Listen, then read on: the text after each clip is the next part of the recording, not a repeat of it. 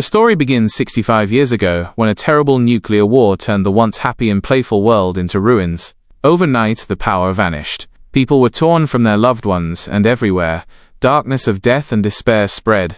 But, you know how they say, where the darkest darkness exists, there's always a ray of hope. Deep in the Amazon jungle, a botanist named Liam Schmidt discovered a miracle that saved the sinking humanity. He found the Genesis tree. This was no ordinary tree. It was a miracle that absorbed deadly radiation and converted it into pure energy. Its glowing blue flowers lit up the world again, but at the same time, it changed human destiny forever. The effects of the war were so severe that 90% of children started being born with genetic disorders.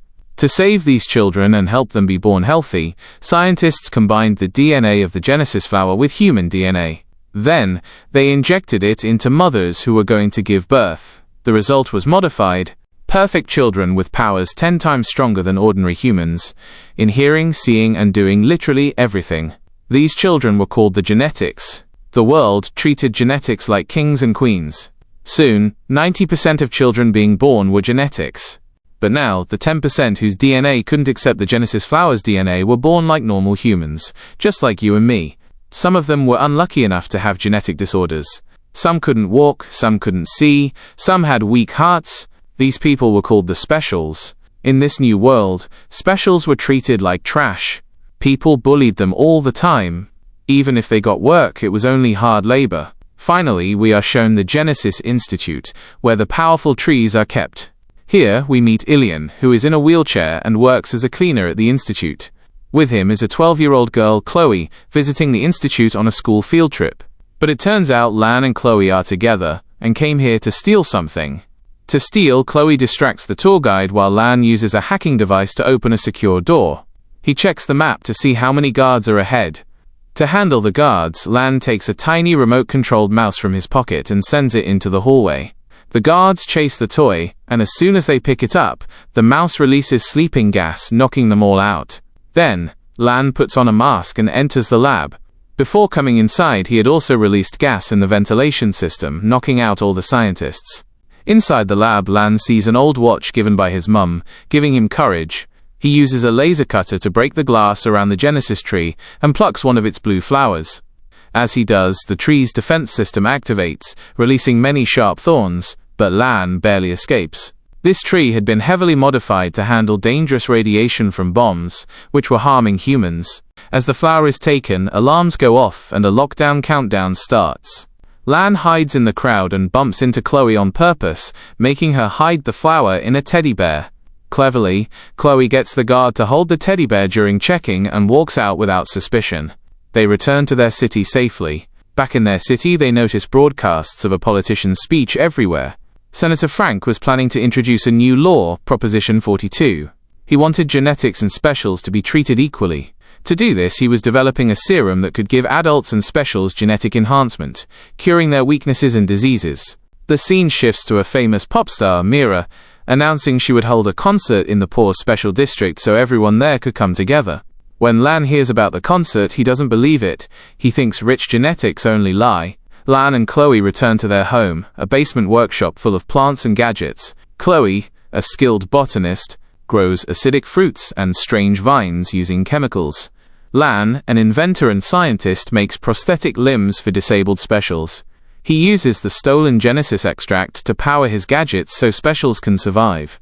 Late at night, they get a call from a panicked man. He lived in the rich genetic district, was disabled, and worked with a mechanical suit, but his suit had broken, and he had urgent work that night. If anyone found out he was a special, he would be thrown out. At first, Chloe apologizes, saying she can't help him, but when he offers triple payment, Lan agrees, knowing the genetic district wouldn't treat them well, and they'd be in serious trouble otherwise.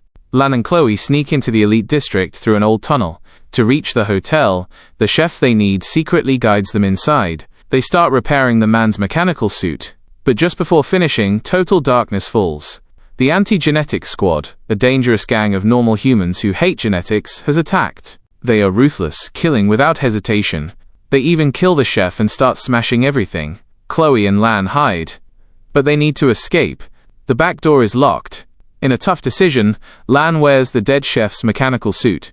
The gang enters the kitchen, planning their next move, which involves placing a bomb and killing someone important. As they talk, a paper falls from one of them. Chloe picks it up. Suddenly, Lan's suit malfunctions, and he falls onto a metal counter. The gang sees him and attacks. To defend himself, Lan throws everything around him at the gangsters and uses the suit's powers to force the back door open, and he and Chloe escape. They reach Lan's workshop safely, thinking they barely made it. But the hotel's CCTV captured their images. The anti-genetics were masked, so police think Lan and Chloe are the gang leaders. Now, without committing a crime, they are considered criminals. News broadcasts show an interview with the Special Police Force head. Lan is shocked to realize this man is the same gang leader he saw attacking the restaurant yesterday. The police head is actually running the gang. Chloe looks at the stolen paper. It's a flyer for Mira's concert in the Special District. They realize the gang will attack the concert and frame Specials so Proposition 42 fails, and Specials never get respect in the world. Chloe decides they must stop it. This mission isn't just about them, it could save every Special in their district. At first, Lan doubts it. He thinks a little girl and a crippled person can't do much. He plans to escape. Chloe gets upset and leaves. As Lan packs to leave, he sees his mum's old watch with the words, "Everyone is equal." He remembers his mum wasn't treated because she was a special. He realizes he can't back down anymore. He returns home and starts preparing. When Chloe comes back, she is happy to see Lan already modifying the chef's mechanical suit. Lan equips it with weapons, while Chloe integrates biowires with acidic fruits that can knock enemies out or trap them. They are now ready for the mission. The next day, the gang arrives to kidnap Mira right after the concert, causing chaos. In the crowd, Lan and Chloe remain hidden. As the gang carries Mira through the corridor, Lan jumps in his mechanical suit. At first, he wobbles but regains balance. The gang laughs as vines grow on his suit, not realizing its true power. Lan uses the vines and the acidic fruits to shock and blind the gangsters. But more gangsters arrive, overwhelming him. They beat him, damaging the suit. Just as Lan is about to die, Chloe arrives in a stolen car, ramming into the gang, rescuing Lan and Mira. They reach Lan's world workshop and lock all secret doors. They explain to Mira that the people attacking her were actually the police security. Mira tells them she has to meet the senator tomorrow.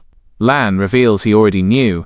The gang attacked the hotel yesterday. Today it's her. And tomorrow, they plan to attack the family planning center. Their goal isn't to kill her. It's to kill the senator so the new law fails. Mira joins their plan.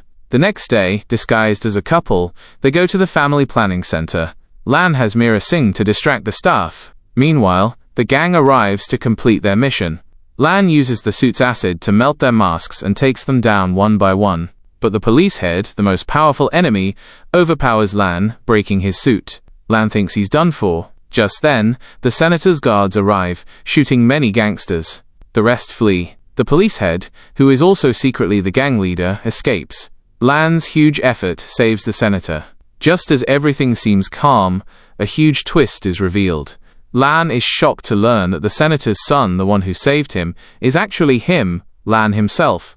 Chloe is also shocked, thinking Lan must be part of the rich genetics world. Upset, she leaves. Soon, the news spreads that there was an attack on the senator. Many reporters come to interview the senator, who reveals that a hero, his own son, a special, saved him. This proves to the world that specials are not inferior to genetics and deserve equal rights. Following this, Proposition 42 is almost unanimously passed. The government promises equal rights for specials, including special medical camps for their treatment. Lan goes looking for Chloe, but she's nowhere to be found. Saddened, he returns to the camp where specials are being treated. There, the senator meets him and apologizes for all the wrongs. He explains that Lan's mum died because of the mistakes made against specials, and that he now wants to correct them. He hands over a letter from Lan's mum, but Lan reads it alone. It says, "Forgive your dad and keep your heart big because, after all, we are all equal." Chloe and Mira arrive at the camp. Chloe tells Lan that the police head hasn't rested and is still working with the senator. Lan suspects something is wrong. Chloe uses a high-tech camera to spy inside the lab, where the senator and that man are standing.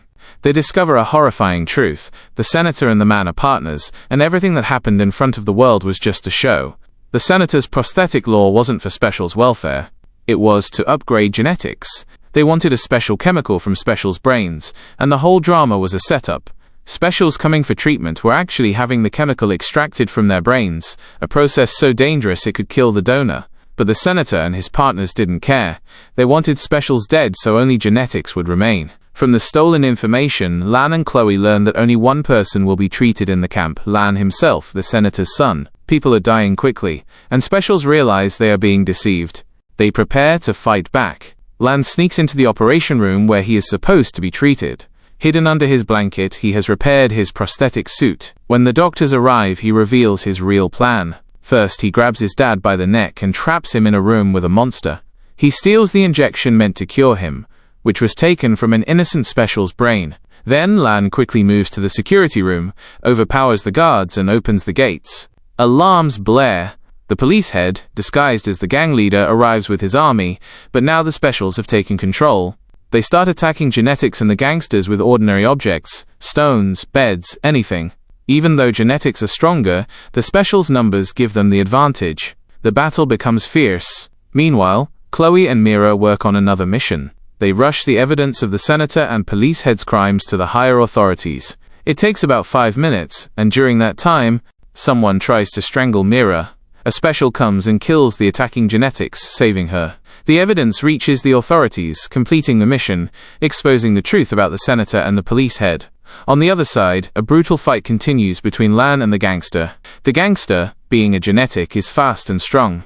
He shreds Lan's suit, drags him into the lab and slams him onto the control panel near the Genesis tree. Knowing how the tree works, Lan quickly plucks a flower, activating the tree's defense system. Sharp thorns shoot out. Lan barely survives, but the thorns strike the gangster, killing him. Soon after, the real police arrive, arresting all the gangsters and the senator. They take over the facility, ending the evil once and for all.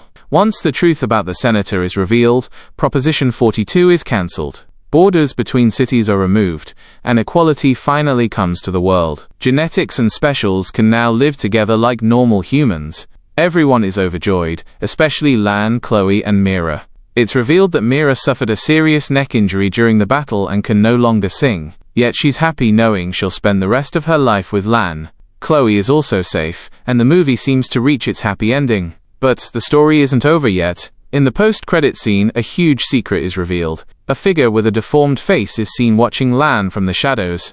As the camera shows his face, it becomes clear. It's the senator himself, Lan's dad. He either wasn't caught or escaped from jail, and is now waiting for the right moment to take revenge. What will he do next? That question hangs in the air, leaving the story on a mysterious note.